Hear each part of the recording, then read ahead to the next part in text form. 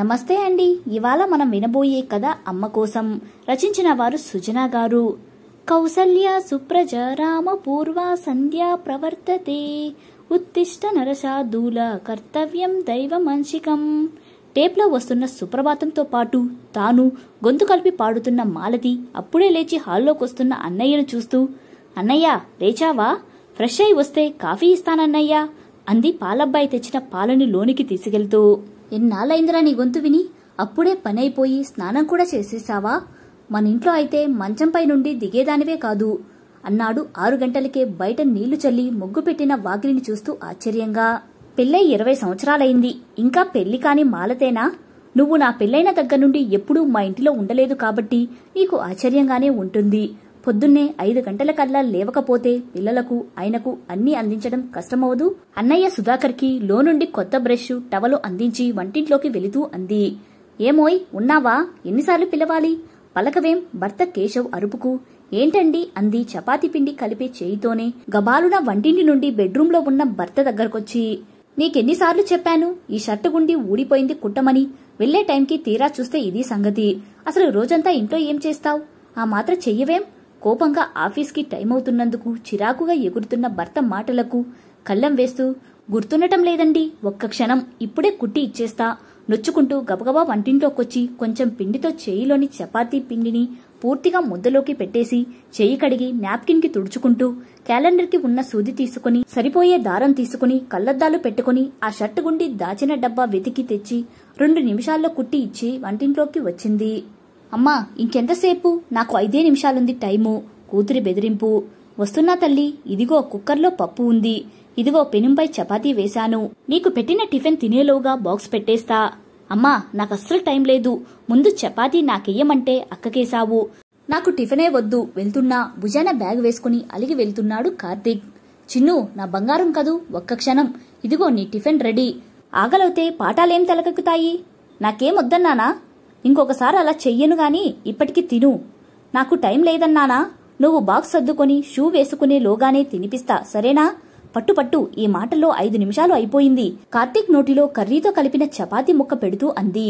అది నమిలేలోగా అప్పటికే రెడీ చేసిన క్యారియర్స్ అన్నీ మూతలు పెట్టి ఎవరికి వారివి ఇచ్చేస్తూ మిగతావి తినిపించి అందర్నీ పంపించింది. భర్త పిల్లలు అంతా వెళ్లిపోయేసరికి వర్షం కురిసి వెలిసినట్లయింది. రాత్రి కూడా ఉపవాసమని ఏమీ తిననందుకేమో పొద్దుట్నుంచి కనీసం టీ నీళ్లు తాగే తీరిక లేనందుకోగాని కడుపులో ఎలుకలు పరిగెడుతున్నాయి. ఇంతసేపు పరిగెత్తుతూ చేయడానికి ఓపిక ఎలా వచ్చిందో, కడుపులో అలారం ఎందుకు మోగలేదో తెలియదు కాని అంతా వెళ్లేసరికి ఒక్కసారిగా ఎక్కడలేని నీరసం ముందుకొచ్చింది. ఇంతసేపు వీళ్లను పంపే హడావిడిలో మీకిన్ని కాఫీ నీళ్లు తప్పితే ఏమీ ఇచ్చింది లేదు. క్షణంలో టిఫిన్ తెస్తానన్నయ్యా, మీకు టైం అవుతున్నట్లుంది కదూ హడావిడిగా వంటింట్లోకి పరిగెడుతూ అంది పేపర్ చదువుతున్న అన్నయ్యతో. పర్లేదురా, ఆఫీస్లో చిన్న పనే, మా పెద్ద ఆఫీస్లో ఒక అప్లికేషన్ ఇచ్చి రావడమే, నాకేం తొందర లేదు. కానీ ఇంతవరకు నువ్వేం తిన్నట్లు లేదు, రాత్రి తినలేదు, కనీసం కాఫీ అయినా తాగావా? కళ్ళలో నీళ్లు తిరిగాయి మాలతికి. ఎంతైనా పుట్టింటి వాళ్ళు పుట్టింటి వాళ్లే, అందుకే ఆడపిల్లలకు వాళ్ళంటే అంత మక్కువ. ఇదిగో ఇక మీరేం హడావిడి లేదు కదన్నయ్యా, ఇక నింపాదిగా టీ తాగాకే మిగతా పని అంటూ చకచకా 2 చపాతీ బిళ్ళలు చేసి కర్రీ పెట్టి అన్నయ్యకు తీసుకొచ్చి తాను లోనికెళ్లి టీ తెచ్చుకుని పుట్టింటి సంగతులు ఆరా తీస్తూనే ఇల్లు సత్తడం మొదలుపెట్టింది. ఇల్లంతా రణరంగంలా ఉంది. ఎప్పుడూ వాళ్లు వెళ్లేంత వరకు టైంకే ప్రాధాన్యత ఇచ్చి హడావిడిగా ఎక్కడివక్కడే పడేస్తారు. కూతురికి చున్నీ దొరకలేదేమో షెల్ఫ్ నుండి బట్టలన్నీ పీకి కింద పడేసింది. ఇక కొడుక్కు ఏ రికార్డ్ దొరకలేదో రాత్రే సర్దుకుని పెట్టుకోవాలనుకోడు. కాబట్టి తీరా టైంకి దగ్గరకొచ్చాక ఏ బుక్ దొరకలేదో గాని అన్నీ కుప్పపోశాడు. భర్త వారికి నేనేమీ తీసిపోనన్నట్లు సాక్సులన్నీ వెదజల్లాడు. దరిదాపు రోజు ఇదంతా మామూలే.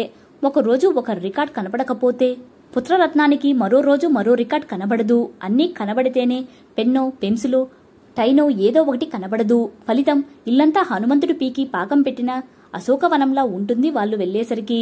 కూతురికి పైది దొరికితే ఇన్నర్ దొరకదు, అన్నీ దొరికితే ఏదో స్పెషల్గా జుట్టు వేయమంటుంది. తినిపిస్తుంటే కూడా సెల్ పట్టుకుని ఏదో కొడుతూనే ఉంటుంది. అమ్మా ఇదిగో నువ్వు వేసిన ఎల్లిపాయల జడ వాట్సాప్లో పెడితే ఎన్ని లైక్స్ వచ్చాయో చూడు, క్రెడిట్ కోర్సు యూ అంటూ కూతురు. జీన్స్ కి జిప్ పోయిందనో బెల్ట్ కనపడలేదనో కూతురికే ఎక్కువ టైం కేటాయిస్తాను, నన్ను పట్టించుకోవనే కొడుకు. ఎంతైనా అసలు కన్నా కొసరే ముద్దు. నువ్వు నన్నసలే పట్టించుకోవట్లేదు, సెల్లో కళ్ళద్దాలో మర్చిపోయినప్పుడు వెళ్లే భర్తకు గుర్తు చేస్తుంటే అలిగే పతిదేవుడు గుర్తొచ్చి నవ్వుకుంది.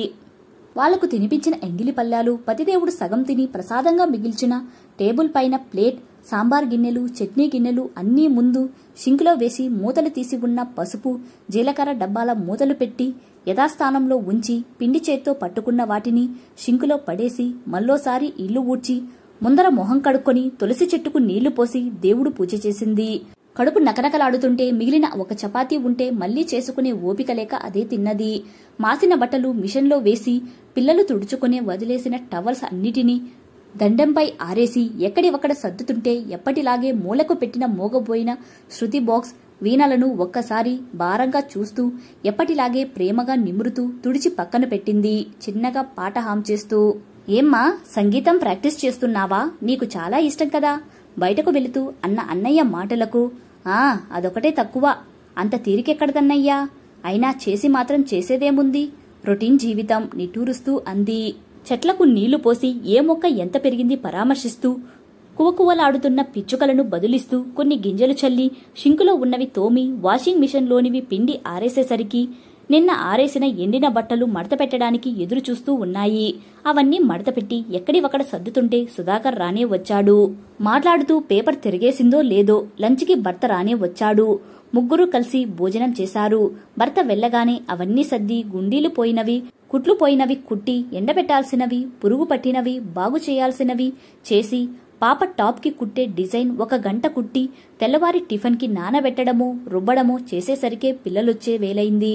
ఆకలిపై వచ్చే వారందరికీ వేడివేడిగా ఏదైనా తయారు చేయడం, సాయంత్రం సంతెపని తీర్చుకొని రాత్రి వంట చేసేసరికి నడుం తింగుమంటుంది.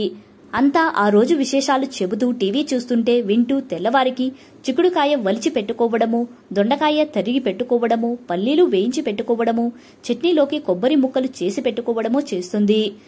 ఇక అంతా కలిసి భోజనాలు చేశాక అన్నీ సర్దాలంటే ఏడుపు వచ్చినంత పనవుతుంది. పాలు వేడి చేయడం, తోడు పెట్టడం చేసేసరికి అలసిన శరీరం మొరాయిస్తుంది. కళ్ళు స్ట్రైక్ చేస్తూ మూసుకుపోతాయి. సుధాకర్ ఉన్న ఒక్కరోజు ఇదంతా చూశాడు. తెల్లవారి ఆదివారం కావడంతో టిఫిన్ కాగానే అమ్మకు సంగీతం అంటే ప్రాణం, ఎన్నో బహుమతులు అందుకుంది. ఇంట్లో యంత్రంలా పనిచేయడం తప్పితే తనకంటూ సమయం అస్సలు కేటాయించుకోవడం లేదనిపించింది. ఎంతటి కష్టమైనా తనకు నచ్చిన పనిలో మరిచిపోవచ్చు. అమ్మ మీ అందరి ఆనందాన్నే చూసుకుంటుంది, కానీ తన కోసం, తన ఆరోగ్యం కోసం, తన సంతోషం కోసం ఏమీ చేసుకోవట్లేదు.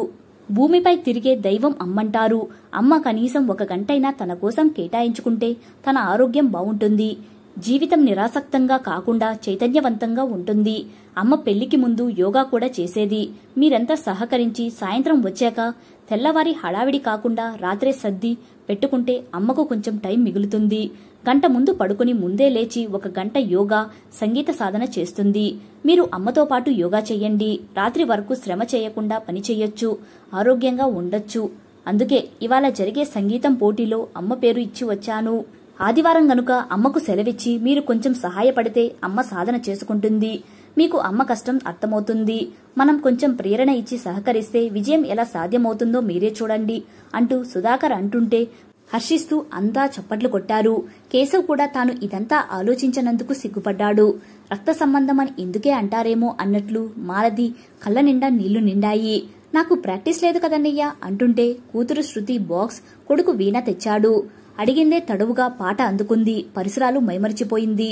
సాయంత్రం ఆడిటోరియంలో పాట ముగియగానే అందరూ కళాతార ధ్వనులు ఆమెలో ఆత్మవిశ్వాసాన్ని, చైతన్యాన్ని, నూతనోత్సాహాన్ని నింపాయి. వారిని ఆశ్చర్య ఆనందాలతో నింపుతూ కచేరీ తర్వాత పోటీల్లో బహుమతులు గెలుచుకున్న వారిలో మాలతి పేరు చదువుతుంటే ఆపకుండా చప్పట్లు కొట్టారంతా. కొంచెం ప్రేరణ ద్వారా విజయం నిజంగా తథ్యమే మావయ్యా. పిల్లల మాటలకు వారి తల నిమురుతూ నవ్వాడు సుధాకర్. కథ సమాప్తం. కథ నచ్చితే లైక్ చేయండి. ఇలాంటి మరిన్ని వీడియోస్ కోసం మన ఛానల్ని సబ్స్క్రైబ్ చేసుకోండి. మరో మంచి కథతో మళ్ళీ కలుద్దాం. Thank you.